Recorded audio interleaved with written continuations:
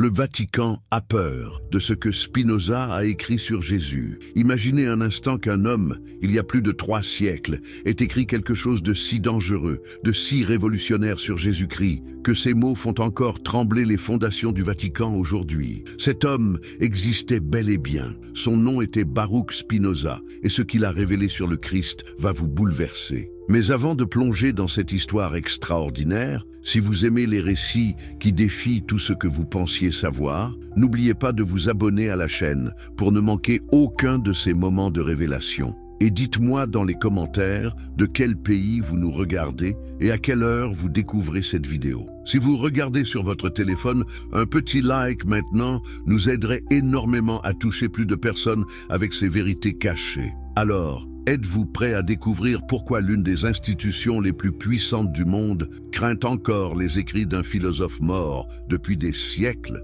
Accrochez-vous, car cette histoire va complètement changer votre perception de l'histoire religieuse.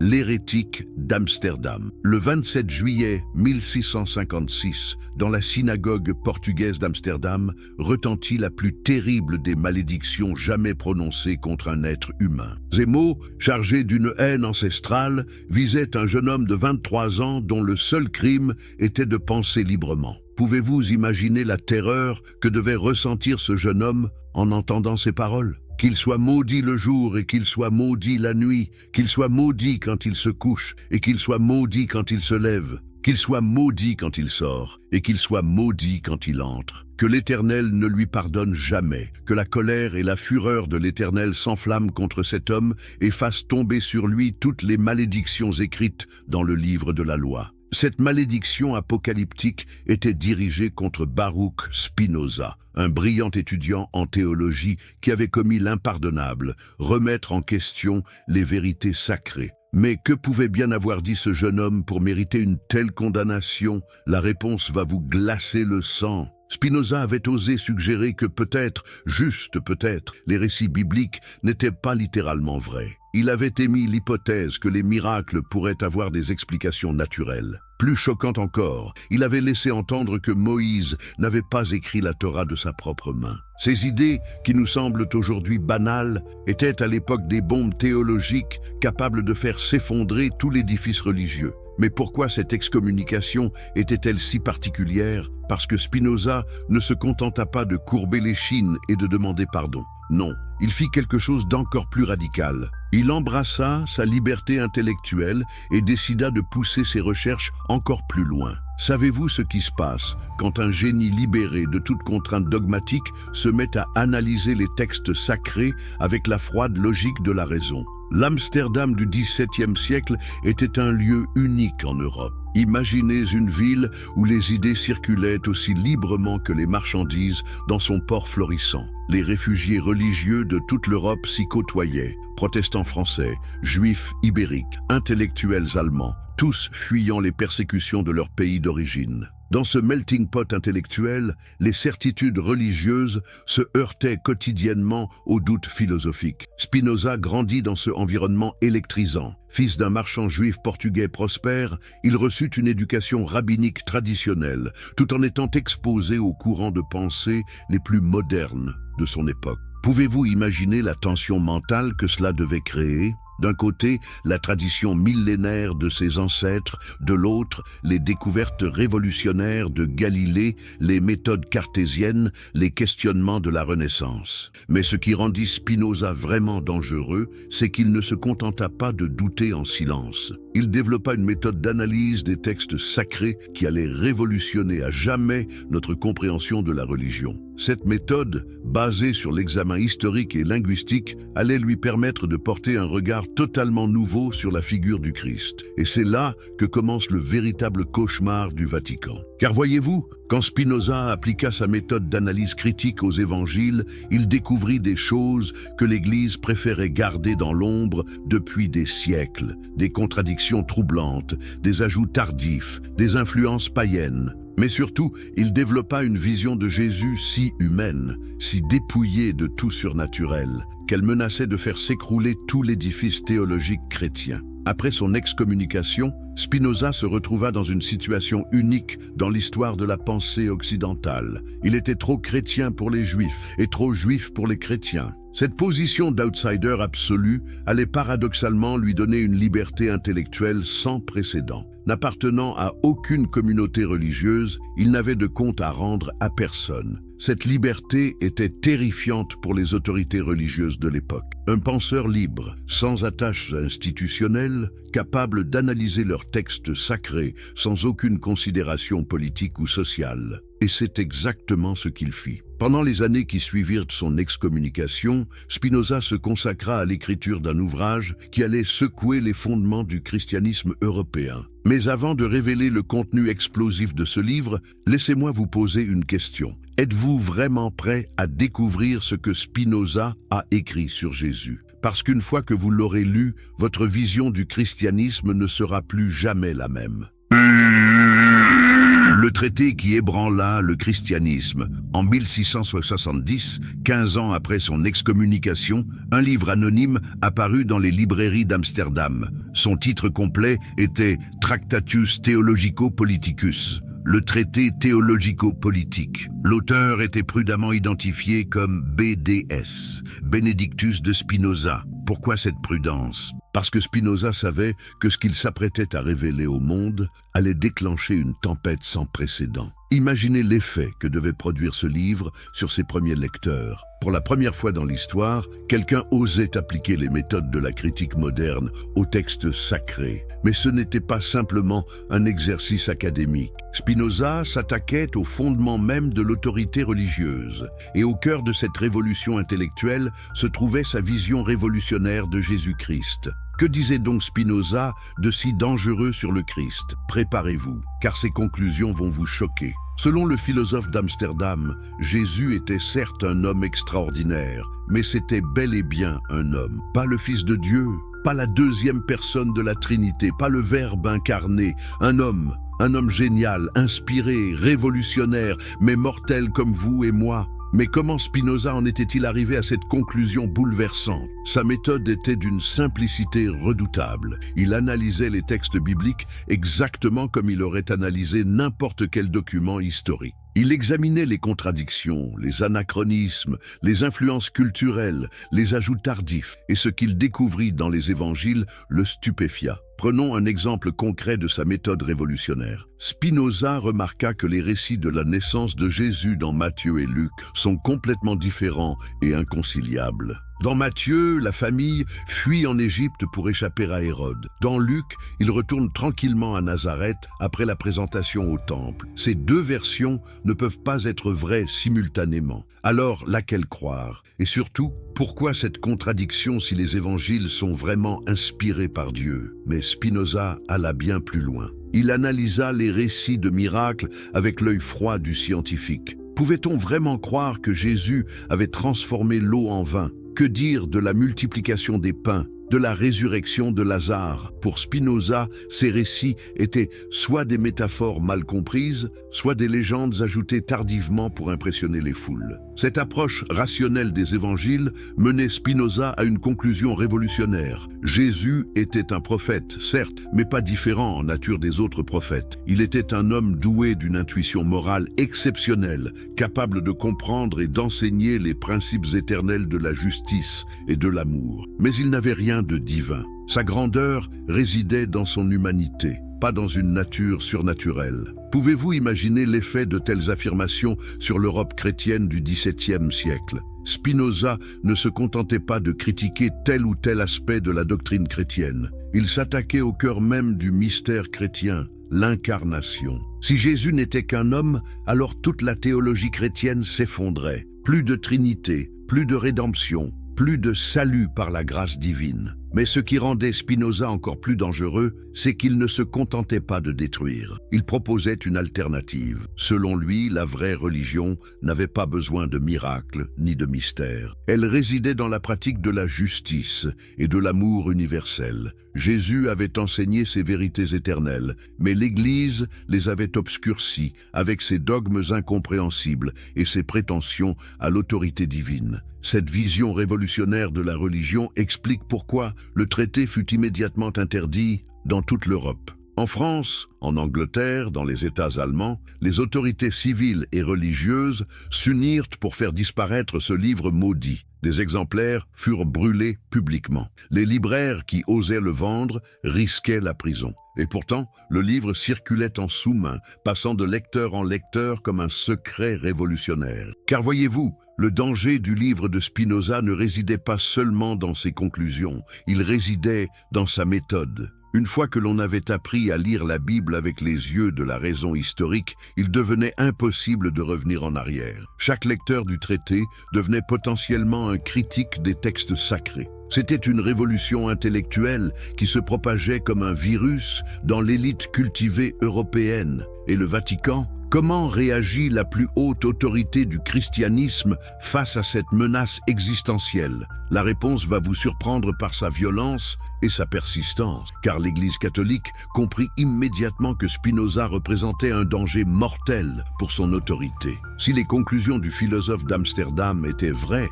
alors toute la construction théologique et institutionnelle du catholicisme reposait sur du sable. Mais ce n'était que le début, car dans les pages de son traité, Spinoza développait des idées encore plus explosives sur la nature de la religion, le rôle des prêtres et la manipulation des masses par la superstition. Des idées qui, 3 siècles plus tard, font encore trembler les murs du Vatican.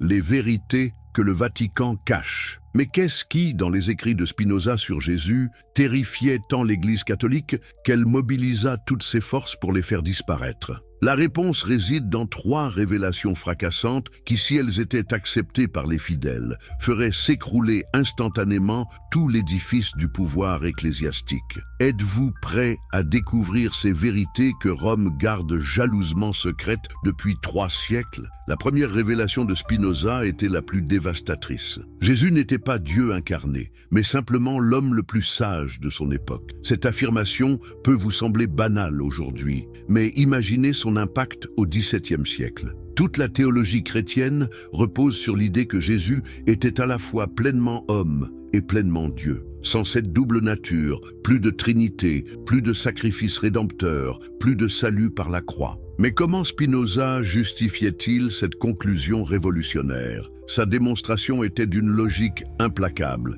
Si Dieu est infini et parfait, raisonnait-il, comment pourrait-il souffrir, mourir, ressentir la faim ou la soif? Ces expériences humaines sont incompatibles avec la nature divine. Donc soit Jésus était vraiment homme et avait vraiment souffert, soit il était Dieu et sa souffrance n'était qu'une illusion. Mais dans ce cas, sa mort sur la croix n'avait aucune valeur rédemptrice. Cette logique implacable détruisait des siècles de sophistique théologique. Les pères de l'Église avaient passé des décennies à élaborer la doctrine de l'hypostase, tentant d'expliquer comment 2 natures contradictoires pouvaient coexister dans une même personne. Spinoza balayait toutes ces subtilités d'un simple raisonnement. L'infini ne peut pas devenir fini sans cesser d'être infini. Mais la conclusion de Spinoza était encore plus radicale. Si Jésus n'était qu'un homme, même exceptionnel, alors son enseignement n'avait aucune autorité divine particulière. Il était certes un sage remarquable, capable d'exprimer avec une clarté extraordinaire les principes éternels de la morale. Mais ses paroles n'étaient pas plus sacrées que celles de Socrate ou de Confucius. Cette humanisation de Jésus menait directement à la 2e révélation explosive de Spinoza. La Bible n'était pas la parole de Dieu, mais une collection de textes humains, écrits par des hommes, à des époques différentes, dans des contextes politiques et culturels spécifiques. Cette affirmation était pure dynamite pour l'autorité ecclésiastique. Spinoza démontrait cette thèse avec une érudition stupéfiante. Il montrait que la Torah ne pouvait pas avoir été écrite par Moïse puisqu'elle contenait des références à des événements postérieurs à sa mort. Il prouvait que les évangiles avaient été rédigés plusieurs décennies après la mort de Jésus par des auteurs qui n'avaient jamais été témoins directs de sa vie. Il révélait les contradictions internes, les erreurs historiques, les influences de la mythologie païenne. Mais pourquoi cette démystification de la Bible était-elle si dangereuse pour l'Église? parce que toute l'autorité du clergé reposait sur sa prétention à interpréter la parole divine. Si la Bible n'était qu'une œuvre humaine, alors les prêtres n'étaient plus les interprètes autorisés de Dieu, mais simplement des commentateurs de textes anciens. Leur monopole sur le salut s'effondrait instantanément. Spinoza allait encore plus loin. Il démontrait que la plupart des mystères chrétiens étaient en réalité des emprunts aux religions à mystère du monde antique. La naissance virginale, on la retrouvait chez Mithra et Apollon. La résurrection, Osiris et Dionysos l'avaient déjà vécue. La communion eucharistique, les cultes de Déméter pratiquaient des rites similaires depuis des siècles. Cette analyse comparative des religions révélait une vérité que l'Église cachait soigneusement. Le christianisme n'était pas une révélation unique et surnaturelle, mais l'évolution naturelle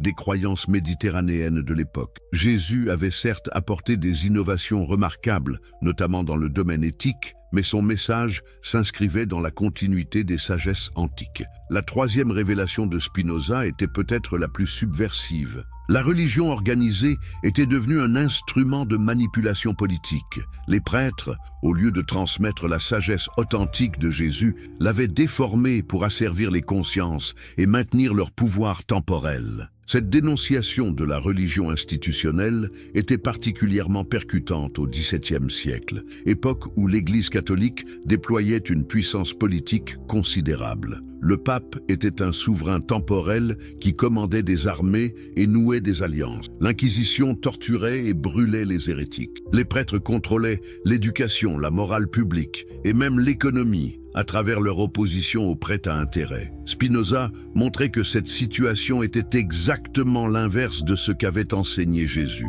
Le Christ avait prêché la pauvreté, l'humilité, l'amour des ennemis. Il avait chassé les marchands du temple et dénoncé l'hypocrisie des prêtres de son époque. Comment ces prétendus successeurs pouvaient-ils justifier leur richesse, leur orgueil, leur violence? Mais la critique la plus dévastatrice de Spinoza portait sur l'utilisation de la peur comme instrument de contrôle. Il démontrait que l'Église exploitait délibérément les terreurs primitives des hommes, peur de la mort, de l'enfer, de la damnation, pour maintenir leur soumission. Cette manipulation de l'angoisse existentielle était selon lui la perversion la plus grave de l'enseignement du Christ. Car voyez-vous, le message authentique de Jésus, selon Spinoza, était exactement l'inverse. Libérer les hommes de leur peur irrationnelle en leur enseignant la vraie nature de Dieu et de l'univers. Jésus avait voulu émanciper l'humanité, pas la servir. C'étaient ces prétendus héritiers qui avaient transformé sa philosophie libératrice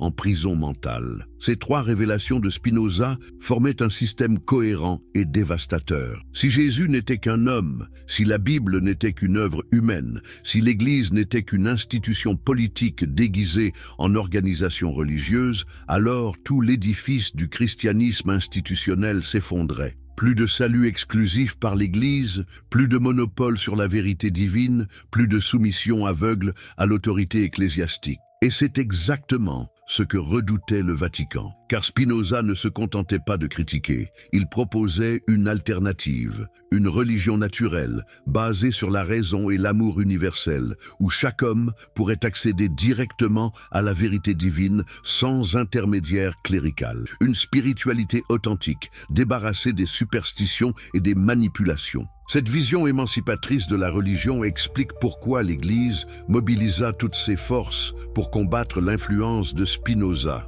Mais elle explique aussi pourquoi, 3 siècles plus tard, ces idées continuent de hanter les couloirs du Vatican. Car la logique spinoziste est imparable et chaque progrès de la connaissance historique semble confirmer ses intuitions révolutionnaires. Alors, maintenant que vous connaissez ces vérités cachées, que pensez-vous? Spinoza était-il un génie visionnaire ou un dangereux hérétique? Et surtout, pourquoi l'Église continue-t-elle de redouter un philosophe mort depuis 3 siècles? La réponse à cette dernière question va vous révéler l'influence secrète et persistante de Spinoza sur notre monde moderne. Le Vatican a peur de ce que Spinoza a écrit sur Jésus. Imaginez un instant qu'un homme, il y a plus de 3 siècles, est écrit quelque chose de si dangereux, de si révolutionnaire sur Jésus-Christ, que ces mots font encore trembler les fondations du Vatican aujourd'hui. Cet homme existait bel et bien, son nom était Baruch Spinoza, et ce qu'il a révélé sur le Christ va vous bouleverser. Mais avant de plonger dans cette histoire extraordinaire,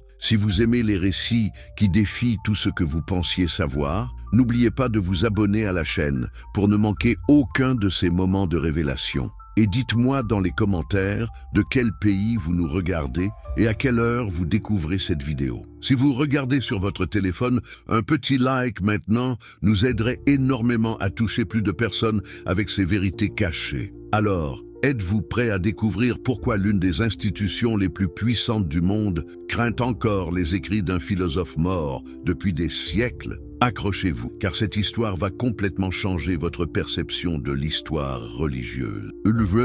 L'hérétique d'Amsterdam. Le 27 juillet 1656, dans la synagogue portugaise d'Amsterdam, retentit la plus terrible des malédictions jamais prononcées contre un être humain. Ces mots, chargés d'une haine ancestrale, visaient un jeune homme de 23 ans dont le seul crime était de penser librement. Pouvez-vous imaginer la terreur que devait ressentir ce jeune homme en entendant ces paroles? Qu'il soit maudit le jour et qu'il soit maudit la nuit, qu'il soit maudit quand il se couche et qu'il soit maudit quand il se lève, qu'il soit maudit quand il sort et qu'il soit maudit quand il entre, que l'Éternel ne lui pardonne jamais, que la colère et la fureur de l'Éternel s'enflamment contre cet homme et fassent tomber sur lui toutes les malédictions écrites dans le livre de la loi. Cette malédiction apocalyptique était dirigée contre Baruch Spinoza, un brillant étudiant en théologie qui avait commis l'impardonnable, remettre en question les vérités sacrées.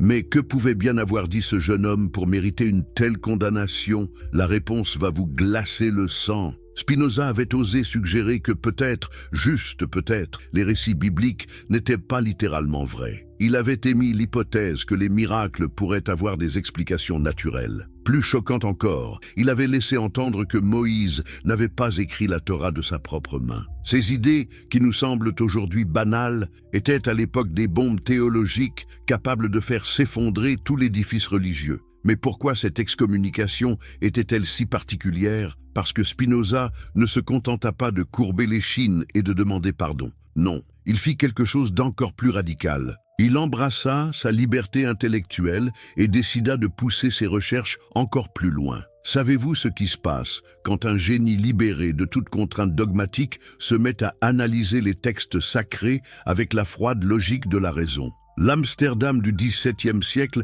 était un lieu unique en Europe. Imaginez une ville où les idées circulaient aussi librement que les marchandises dans son port florissant. Les réfugiés religieux de toute l'Europe s'y côtoyaient, protestants français, juifs ibériques, intellectuels allemands, tous fuyant les persécutions de leur pays d'origine. Dans ce melting pot intellectuel, les certitudes religieuses se heurtaient quotidiennement aux doutes philosophiques. Spinoza grandit dans ce environnement électrisant. Fils d'un marchand juif portugais prospère, il reçut une éducation rabbinique traditionnelle, tout en étant exposé aux courants de pensée les plus modernes de son époque. Pouvez-vous imaginer la tension mentale que cela devait créer? D'un côté, la tradition millénaire de ses ancêtres, de l'autre, les découvertes révolutionnaires de Galilée, les méthodes cartésiennes, les questionnements de la Renaissance. Mais ce qui rendit Spinoza vraiment dangereux, c'est qu'il ne se contenta pas de douter en silence. Il développa une méthode d'analyse des textes sacrés qui allait révolutionner à jamais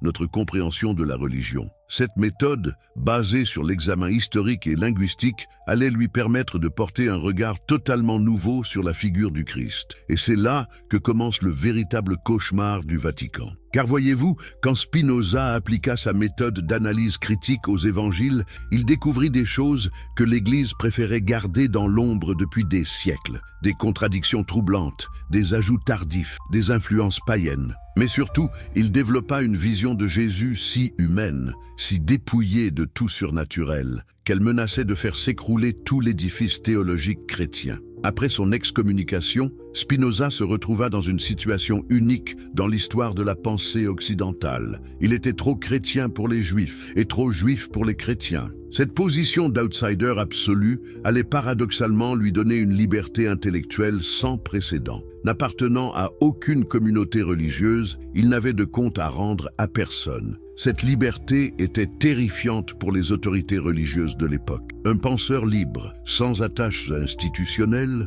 capable d'analyser leurs textes sacrés sans aucune considération politique ou sociale. Et c'est exactement ce qu'il fit. Pendant les années qui suivirent son excommunication, Spinoza se consacra à l'écriture d'un ouvrage qui allait secouer les fondements du christianisme européen. Mais avant de révéler le contenu explosif de ce livre, laissez-moi vous poser une question. Êtes-vous vraiment prêt à découvrir ce que Spinoza a écrit sur Jésus? Parce qu'une fois que vous l'aurez lu, votre vision du christianisme ne sera plus jamais la même. L'Anaü, le traité qui ébranla le christianisme. En 1670, 15 ans après son excommunication, un livre anonyme apparut dans les librairies d'Amsterdam. Son titre complet était Tractatus Theologico-Politicus, le traité théologico-politique. L'auteur était prudemment identifié comme BDS, Benedictus de Spinoza. Pourquoi cette prudence? Parce que Spinoza savait que ce qu'il s'apprêtait à révéler au monde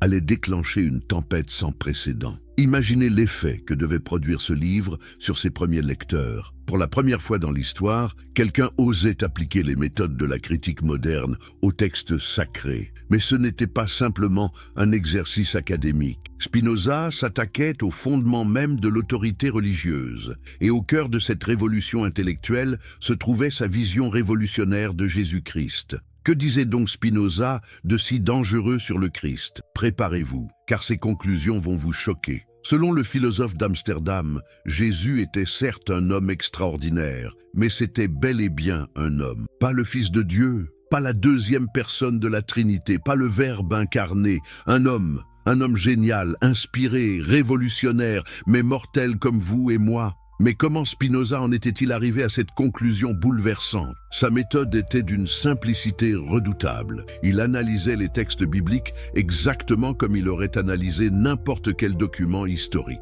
Il examinait les contradictions, les anachronismes, les influences culturelles, les ajouts tardifs, et ce qu'il découvrit dans les évangiles le stupéfia. Prenons un exemple concret de sa méthode révolutionnaire. Spinoza remarqua que les récits de la naissance de Jésus dans Matthieu et Luc sont complètement différents et inconciliables. Dans Matthieu, la famille fuit en Égypte pour échapper à Hérode. Dans Luc, il retourne tranquillement à Nazareth après la présentation au temple. Ces deux versions ne peuvent pas être vraies simultanément. Alors, laquelle croire? Et surtout, pourquoi cette contradiction si les évangiles sont vraiment inspirés par Dieu? Mais Spinoza alla bien plus loin. Il analysa les récits de miracles avec l'œil froid du scientifique. Pouvait-on vraiment croire que Jésus avait transformé l'eau en vin? Que dire de la multiplication des pains, de la résurrection de Lazare? Pour Spinoza, ces récits étaient soit des métaphores mal comprises, soit des légendes ajoutées tardivement pour impressionner les foules. Cette approche rationnelle des évangiles menait Spinoza à une conclusion révolutionnaire. Jésus était un prophète, certes, mais pas différent en nature des autres prophètes. Il était un homme doué d'une intuition morale exceptionnelle, capable de comprendre et d'enseigner les principes éternels de la justice et de l'amour. Mais il n'avait rien de divin. Sa grandeur résidait dans son humanité, pas dans une nature surnaturelle. Pouvez-vous imaginer l'effet de telles affirmations sur l'Europe chrétienne du XVIIe siècle? Spinoza ne se contentait pas de critiquer tel ou tel aspect de la doctrine chrétienne. Il s'attaquait au cœur même du mystère chrétien, l'incarnation. Si Jésus n'était qu'un homme, alors toute la théologie chrétienne s'effondrait. Plus de Trinité, plus de rédemption, plus de salut par la grâce divine. Mais ce qui rendait Spinoza encore plus dangereux, c'est qu'il ne se contentait pas de détruire. Il proposait une alternative. Selon lui, la vraie religion n'avait pas besoin de miracles ni de mystères. Elle résidait dans la pratique de la justice et de l'amour universel. Jésus avait enseigné ces vérités éternelles, mais l'Église les avait obscurcies avec ses dogmes incompréhensibles et ses prétentions à l'autorité divine. Cette vision révolutionnaire de la religion explique pourquoi le traité fut immédiatement interdit dans toute l'Europe. En France, en Angleterre, dans les États allemands, les autorités civiles et religieuses s'unirent pour faire disparaître ce livre maudit. Des exemplaires furent brûlés publiquement. Les libraires qui osaient le vendre risquaient la prison. Et pourtant, le livre circulait en sous-main, passant de lecteur en lecteur comme un secret révolutionnaire. Car voyez-vous, le danger du livre de Spinoza ne résidait pas seulement dans ses conclusions, il résidait dans sa méthode. Une fois que l'on avait appris à lire la Bible avec les yeux de la raison historique, il devenait impossible de revenir en arrière. Chaque lecteur du traité devenait potentiellement un critique des textes sacrés. C'était une révolution intellectuelle qui se propageait comme un virus dans l'élite cultivée européenne. Et le Vatican? Comment réagit la plus haute autorité du christianisme face à cette menace existentielle? La réponse va vous surprendre par sa violence et sa persistance, car l'Église catholique comprit immédiatement que Spinoza représentait un danger mortel pour son autorité. Si les conclusions du philosophe d'Amsterdam étaient vraies, alors toute la construction théologique et institutionnelle du catholicisme reposait sur du sable. Mais ce n'était que le début, car dans les pages de son traité, Spinoza développait des idées encore plus explosives sur la nature de la religion, le rôle des prêtres et la manipulation des masses par la superstition. Des idées qui, 3 siècles plus tard, font encore trembler les murs du Vatican.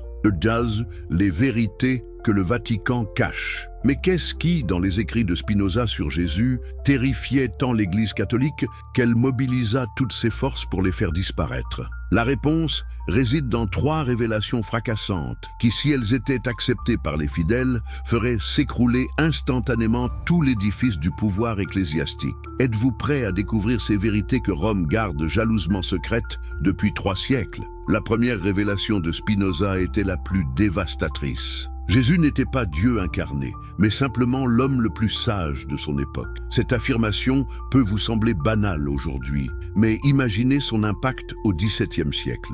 Toute la théologie chrétienne repose sur l'idée que Jésus était à la fois pleinement homme et pleinement Dieu. Sans cette double nature, plus de trinité, plus de sacrifice rédempteur, plus de salut par la croix. Mais comment Spinoza justifiait-il cette conclusion révolutionnaire? Sa démonstration était d'une logique implacable. Si Dieu est infini et parfait, raisonnait-il, comment pourrait-il souffrir, mourir, ressentir la faim ou la soif? Ces expériences humaines sont incompatibles avec la nature divine. Donc soit Jésus était vraiment homme et avait vraiment souffert, soit il était Dieu et sa souffrance n'était qu'une illusion. Mais dans ce cas, sa mort sur la croix n'avait aucune valeur rédemptrice. Cette logique implacable détruisait des siècles de sophistique théologique. Les pères de l'Église avaient passé des décennies à élaborer la doctrine de l'hypostase, tentant d'expliquer comment 2 natures contradictoires pouvaient coexister dans une même personne. Spinoza balayait toutes ces subtilités d'un simple raisonnement. L'infini ne peut pas devenir fini sans cesser d'être infini. Mais la conclusion de Spinoza était encore plus radicale. Si Jésus n'était qu'un homme, même exceptionnel, alors son enseignement n'avait aucune autorité divine particulière. Il était certes un sage remarquable, capable d'exprimer avec une clarté extraordinaire les principes éternels de la morale. Mais ses paroles n'étaient pas plus sacrées que celles de Socrate ou de Confucius. Cette humanisation de Jésus menait directement à la 2e révélation explosive de Spinoza. La Bible n'était pas la parole de Dieu, mais une collection de textes humains, écrits par des hommes à des époques différentes, dans des contextes politiques et culturels spécifiques. Cette affirmation était pure dynamite pour l'autorité ecclésiastique. Spinoza démontrait cette thèse avec une érudition stupéfiante. Il montrait que la Torah ne pouvait pas avoir été écrite par Moïse puisqu'elle contenait des références à des événements postérieurs à sa mort. Il prouvait que les évangiles avaient été rédigés plusieurs décennies après la mort de Jésus par des auteurs qui n'avaient jamais été témoins directs de sa vie. Il révélait les contradictions internes, les erreurs historiques, les influences de la mythologie païenne. Mais pourquoi cette démystification de la Bible était-elle si dangereuse pour l'Église? Parce que toute l'autorité du clergé reposait sur sa prétention à interpréter la parole divine. Si la Bible n'était qu'une œuvre humaine, alors les prêtres n'étaient plus les interprètes autorisés de Dieu, mais simplement des commentateurs de textes anciens. Leur monopole sur le salut s'effondrait instantanément. Spinoza allait encore plus loin. Il démontrait que la plupart des mystères chrétiens étaient en réalité des emprunts aux religions à mystère du monde antique. La naissance virginale, on la retrouvait chez Mithra et Apollon. La résurrection,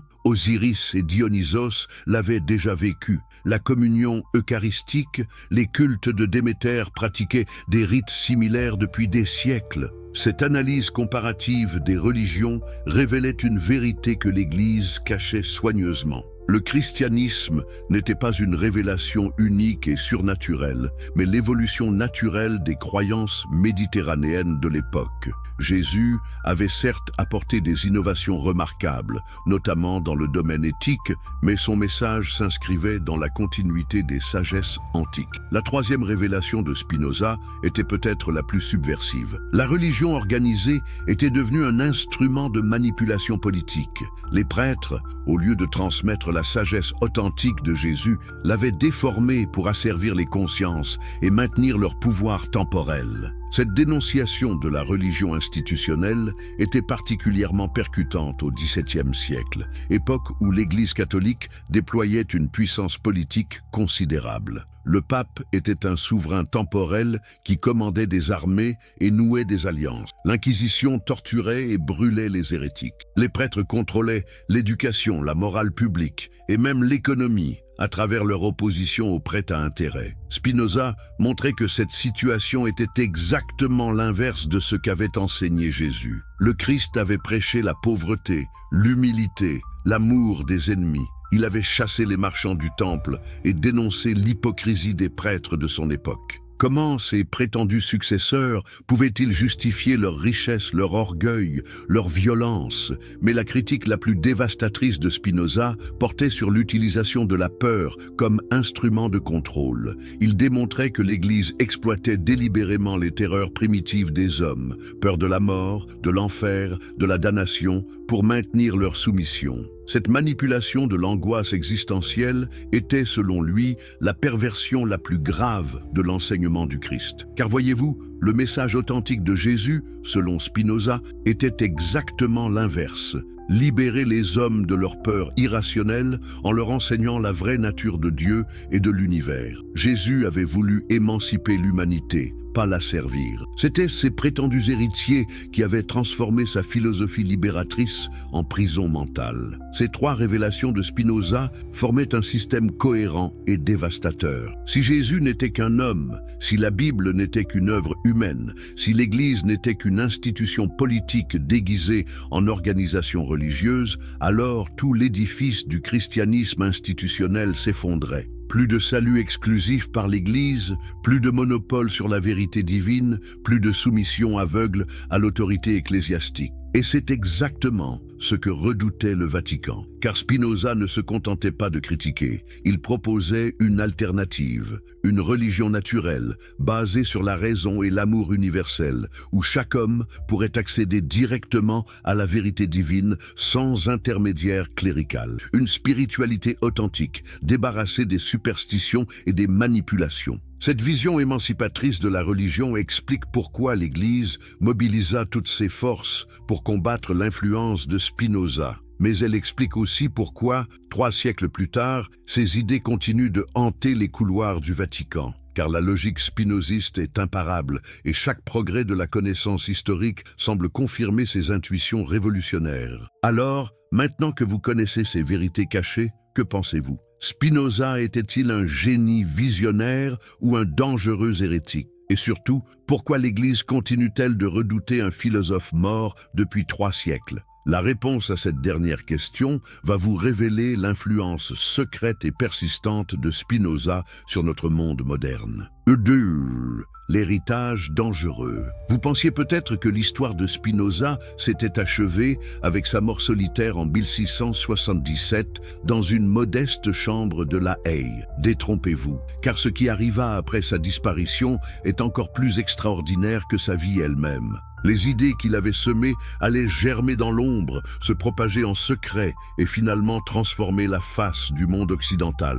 Mais avant de découvrir cette incroyable saga, si vous appréciez ces histoires qui révèlent les secrets cachés de de l'histoire, n'hésitez pas à vous abonner pour ne rien manquer de nos révélations. Et dites-moi dans les commentaires de quel pays vous nous suivez et à quelle heure vous regardez cette vidéo. Si vous êtes sur mobile, un petit like maintenant nous aiderait énormément à faire découvrir ces vérités à un maximum de personnes. Imaginez la scène. Nous sommes en 1677 et le plus dangereux penseur de son époque vient de mourir à l'âge de 44 ans. Ses amis, terrifiés par les conséquences que pourrait avoir la publication de ces manuscrits, se réunissent en secret. Que faire de ces écrits explosifs qui remettent en question les fondements mêmes de la civilisation chrétienne? Fallait-il les brûler pour protéger le monde de leurs vérités dévastatrices ou au contraire les préserver pour les générations futures? Heureusement pour nous, ils choisirent la seconde option. Quelques mois après la mort de Spinoza, paraissait anonymement un recueil intitulé Opera Postuma, les œuvres posthumes. Ce livre, publié simultanément en latin et en néerlandais, allait devenir l'un des ouvrages les plus influents et les plus dangereux de l'histoire de la pensée occidentale. Mais savez-vous qui furent les premiers à le lire en secret? Les noms vous surprendront. Leibniz, le grand philosophe et mathématicien, possédait un exemplaire qu'il cachait soigneusement dans sa bibliothèque privée. Il avait même rencontré Spinoza en personne en 1676, quelques mois avant sa mort, pour des discussions qui durèrent plusieurs jours. Mais officiellement, Leibniz niait toute influence spinoziste dans sa propre philosophie. Pourquoi cette dissimulation? Parce qu'être associé à Spinoza était encore, des décennies après sa mort, un baiser de mort intellectuelle. Pierre Bayle, l'auteur du célèbre dictionnaire historique et critique, consacra de longues pages à Spinoza, le présentant comme le plus cohérent et le plus dangereux des athées. Mais lisait-on entre les lignes, on percevait une admiration secrète pour la rigueur intellectuelle du philosophe d'Amsterdam. Bayle popularisa les idées de Spinoza tout en feignant de les critiquer, une stratégie subtile qui permit leur diffusion clandestine. Mais c'est au siècle suivant que l'explosion eut vraiment lieu. Les philosophes des Lumières découvrirent en Spinoza un précurseur génial de leur propre combat contre l'obscurantisme religieux. Voltaire, pourtant critique envers certains aspects de la philosophie spinoziste, reconnaissait en lui un frère d'armes dans la lutte contre le fanatisme. Dans ses lettres privées, il écrivait « Spinoza ne se trompe que dans ses principes métaphysiques. Tout le reste est d'un homme supérieur. » Diderot alla beaucoup plus loin. L'encyclopédiste français était secrètement spinoziste, comme en témoignent ses œuvres les plus audacieuses. Son matérialisme, sa critique de la religion révélée, sa vision d'un univers gouverné par des lois naturelles immuables, tout cela puisait directement aux sources spinoziennes. Mais Diderot savait qu'avouer cette filiation l'aurait conduit directement à la Bastille. D'Holbach, le baron athée qui tenait salon rue Saint-Roch, fut encore plus explicite. Son Système de la nature, publié anonymement en 1770, était du pur Spinoza adapté aux lecteurs du XVIIIe siècle. D'Holbach présentait un univers purement matériel, sans Dieu transcendant, où l'homme n'était qu'un arrangement temporaire d'atomes, gouverné par les mêmes lois que le reste de la nature. Cette vision révolutionnaire du monde et de l'homme descendait directement des intuitions de Spinoza. Mais pourquoi cette influence restait-elle si secrète? Parce que le nom même de Spinoza était encore synonyme d'athéisme et de subversion. Être qualifié de spinoziste était une accusation redoutable qui pouvait détruire une carrière, compromettre une réputation, voire conduire en prison. Les autorités civiles et religieuses avaient parfaitement compris le danger que représentaient ces idées. Prenons un exemple concret de cette terreur qu'inspirait Spinoza. En 1785, éclata en Allemagne ce qu'on appela la querelle du panthéisme ou Pantheismusstreit.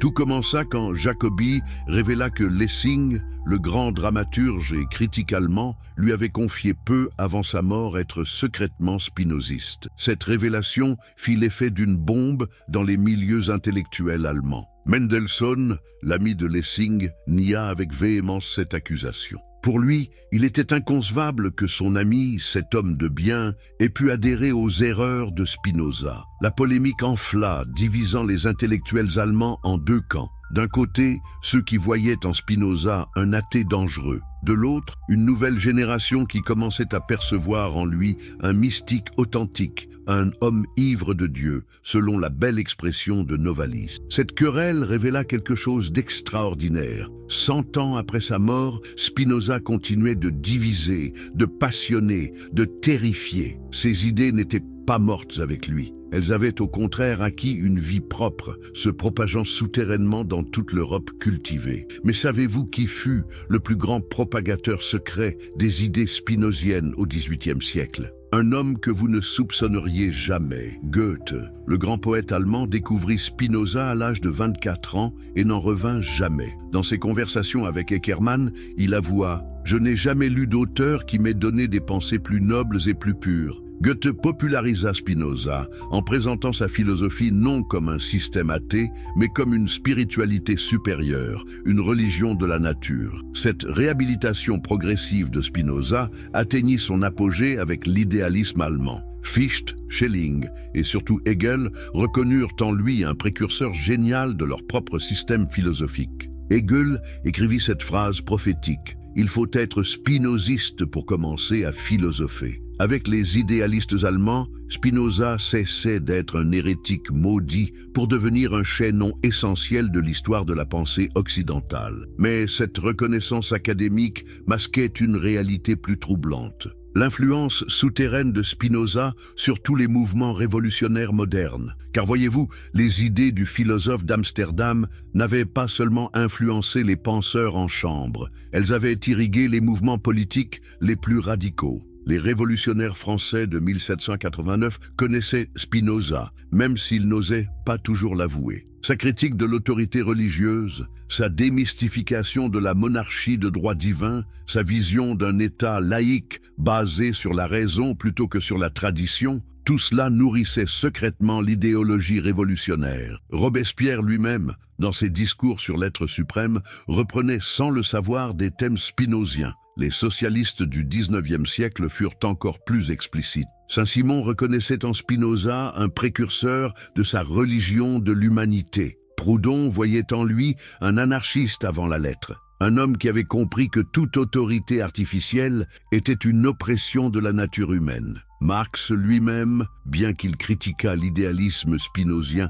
reconnaissait la valeur de sa méthode matérialiste d'analyse de la société. Cette filiation souterraine explique pourquoi l'Église catholique continua pendant des siècles à placer les œuvres de Spinoza à l'index des livres interdits. Le Vatican avait parfaitement compris que le philosophe d'Amsterdam n'était pas simplement un critique de la religion révélée, mais le père spirituel de tous les mouvements d'émancipation moderne. Et cette intuition était juste, car au XXe siècle, l'influence de Spinoza explosa littéralement. Einstein, interrogé sur sa conception de Dieu, répondit qu'il croyait au Dieu de Spinoza qui se révèle dans l'harmonie de tout ce qui existe, non en un Dieu qui se préoccupe du destin et des actions des hommes. Cette déclaration fit sensation et popularisa Spinoza auprès du grand public. Freud reconnaissait en Spinoza un précurseur de la psychanalyse, un homme qui avait compris que les passions humaines obéissaient à des lois aussi rigoureuses que les phénomènes physiques.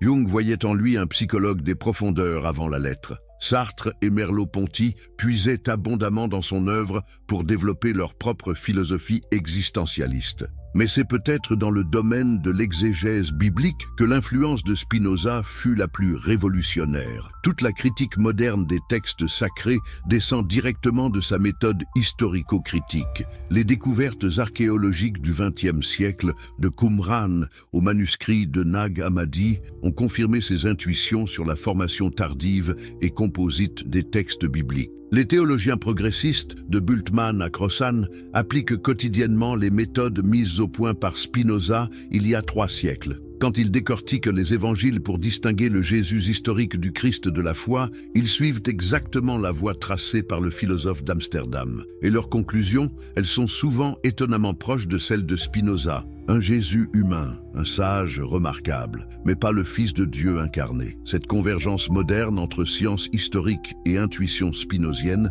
explique l'inquiétude persistante du Vatican. Car chaque découverte archéologique, chaque progrès de la recherche historique, chaque application rigoureuse de la méthode critique aux textes sacrés semble confirmer les thèses révolutionnaires du philosophe d'Amsterdam. Prenons un exemple récent et frappant. En 2006, la publication de l'Évangile de Judas révéla l'existence d'un christianisme primitif beaucoup plus divers et complexe que ne le laissaient supposer les textes canoniques. Cette découverte confirmait l'intuition de Spinoza, selon laquelle l'Église avait délibérément sélectionné et modifié les sources primitives pour imposer sa version de l'histoire du Christ.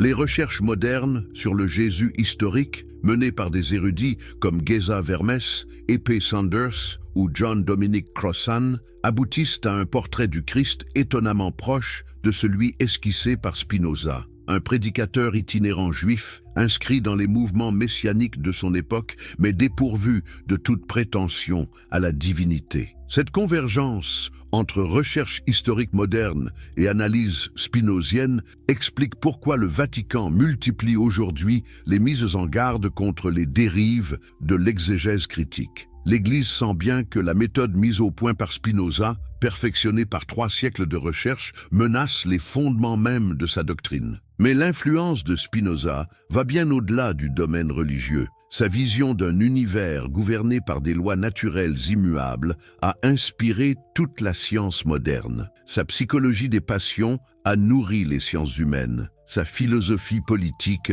a influencé tous les théoriciens de la démocratie moderne. Et aujourd'hui, dans notre monde globalisé et sécularisé, les idées de Spinoza semblent plus actuelles que jamais. Sa critique des fanatismes religieux résonne douloureusement à l'ère du terrorisme. Sa vision d'une spiritualité rationnelle séduit tous ceux qui cherchent un sens à leur existence sans sombrer dans la superstition. Sa philosophie de la tolérance inspire les défenseurs des droits de l'homme. Alors, 3 siècles et demi après sa naissance, Baruch Spinoza continue-t-il de faire peur au Vatican? La réponse est indiscutablement oui, car ses idées n'ont jamais été aussi vivantes, aussi influentes, aussi dangereuses pour tous ceux qui prétendent détenir un monopole sur la vérité spirituelle. Le petit juif excommunié d'Amsterdam a gagné son pari. Ces vérités ont survécu à toutes les persécutions et continuent d'éclairer le chemin de l'humanité vers plus de raison, plus de tolérance, plus d'amour authentique. Et c'est peut-être là le plus bel hommage qu'on puisse rendre à cet homme extraordinaire. Il avait raison, et l'histoire lui donne raison chaque jour davantage.